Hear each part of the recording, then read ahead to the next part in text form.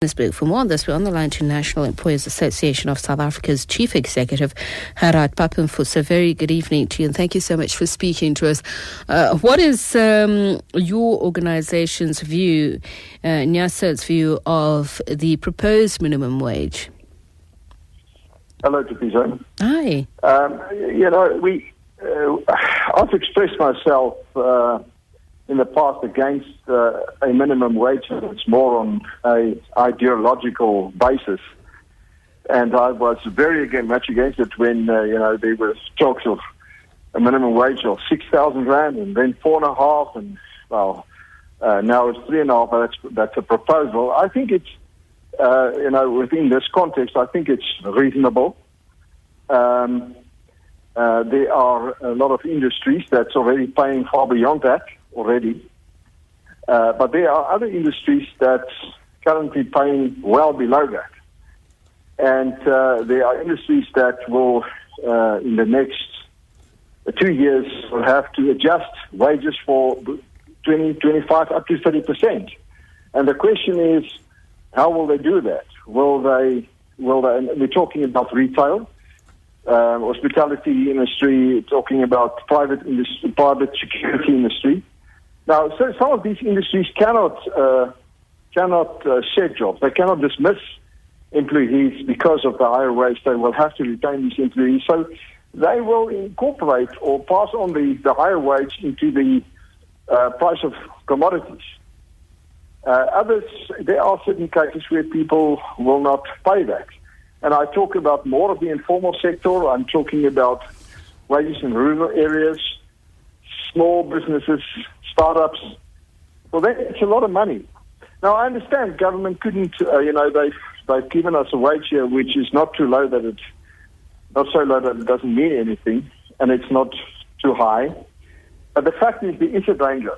Now, when people say, it will boost the economy, I don't really understand why they say that, because you're talking about the same employee in the retail which will get a higher wage will also pay higher for the stuff, the commodities they buy.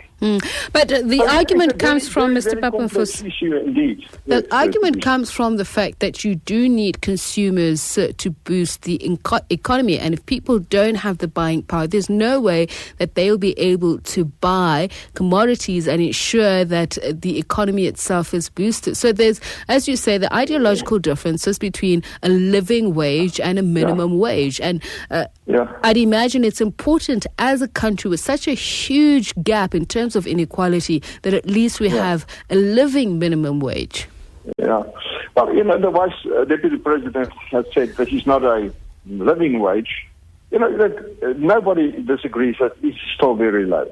And I had an interview earlier on, and somebody said to me, the person that interviewed me said, give me a name of a company that I want to talk about who's going to be affected. And I said, I don't know anybody that will be affected. I don't know anybody that's actually paying less than that. But the thing is, I imagine, and I've had personal experiences. When I've just said I don't know anybody, but let me give you an example. An employer said to me this morning, he said, I've got a person that washes cars at our premises. That's all he does. He's an old guy. We don't need him. We can have the car. We can have the cars washed at a washing bay, and this is what's going to happen now. Now, this is just a typical example where a person might say, I don't really need this person. I don't have to pay it. Where people have to employ these people, they will pay the higher wage, or they will somehow restructure. So it's really in the lower echelons where it might have an impact. So, when I talk about this, it is more from a position where I think there might be unintended consequences. We just need to manage it very carefully. And personally, I think it's very reasonable. I cannot argue that, a person that needs to live on 3,500 rand a month, how do you come by? So it's not, my view, it's very reasonable.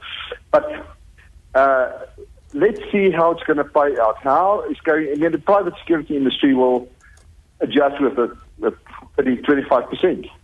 Right. How are we going to do that? Yeah. And I mean, they pay low wages. But, there's another thing is, and this is why we are against it ideologically. We say that employers pay what they want to pay. And when people say, that employers abuse, I say, well, even if that's so, and in many cases it is so, it's still what it is. And employers pay on the basis of productivity, the price which they can afford, based on the competition. And a lot of it is, when the price is beyond what they want to pay, they don't pay. They either go in the ground and they do it on an illegal basis, or they dismiss, but they still pay what they want to pay.